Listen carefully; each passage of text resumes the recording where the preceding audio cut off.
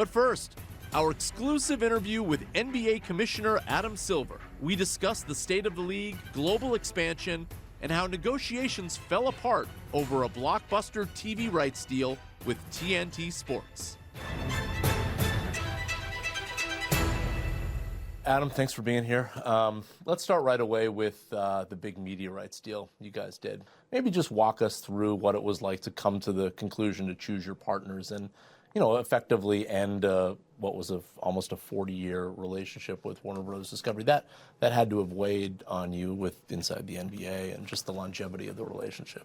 We both chose our partners, but our partners chose us, I would say. It's a marketplace, and we went through a long period even before the exclusive negotiating period where we had dozens of conversations with our current partners talking about what was working in the deal, what changes we might like to see, how we all saw the future landscape for media rights. Then we entered into the exclusive negotiating period. There was a point in time, it's been widely reported, where there was a view that bringing a third party to the table made sense during the exclusive negotiating period because we had goals we were trying to achieve, and I think there was a view that we could achieve those goals by adding a third partner, which were also consistent with our current partners. That's how Amazon ended up coming to the table. And I'd say we all worked hard to get to a deal. With us and Warner Brothers Discovery, we weren't able to, and of course we could with Disney and essentially Amazon as well. I mean, there were still things that needed to be discussed even beyond the exclusive negotiating period, but there was just never a meeting of the minds between us and Warner Brothers Discovery. Do you think there was a real chance to get a deal done with Warner Brothers Discovery, or was the package that NBC brought to the table, having a broadcast network when Warner Brothers Discovery doesn't have a broadcast network, was that just a better fit for you? I will just say absolutely, there was a very good chance we were going to come to a deal with Warner Brothers Discovery, and we negotiated hard with them over several months, and they negotiated with us. And as I said, we just couldn't reach a deal at the end, but that was before we had the extensive negotiations with NBC. Let's talk about the state of the league. This is the time where I flatter you, because if you think about the league now, you've got LeBron James and Kevin Durant and Steph Curry still playing at a high level. You have international stars, Nikola Jokic and Luka Doncic and Giannis. They're all competing for MVPs every year. You're coming off a year where, arguably the league's most storied franchise is the world champion. You just came off a rights deal where you tripled the rights. WNBA is soaring. Is this where we are right now? Do you think that the NBA is in the best place it's been since you took over as commissioner?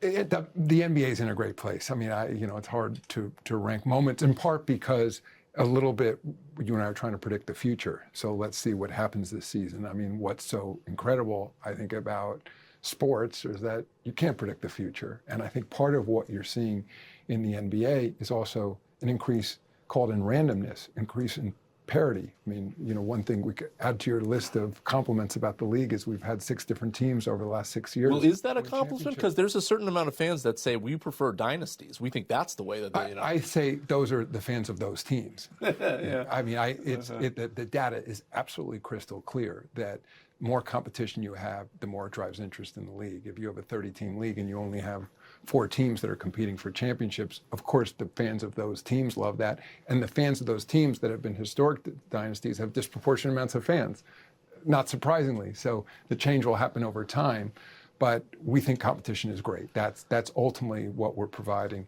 to our fans. How much does international politics, sort of the geopolitical scene in general, affect your ambitions to grow internationally? I would just say at the end of the day, the way I look at it, we're an American company.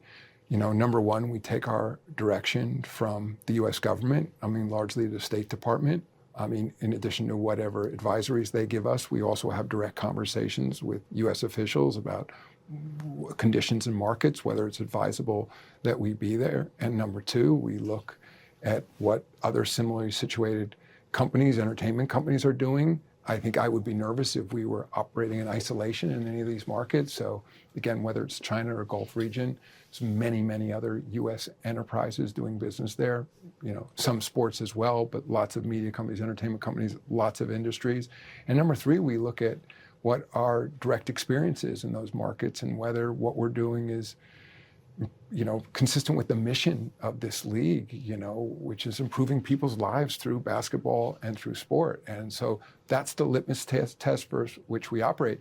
And to answer your question directly, so we are directly impacted by global politics to the extent that the U.S. government is saying don't do business in a particular market, or to the extent that we ultimately and other private sector actors decide that those are not places we should be doing business.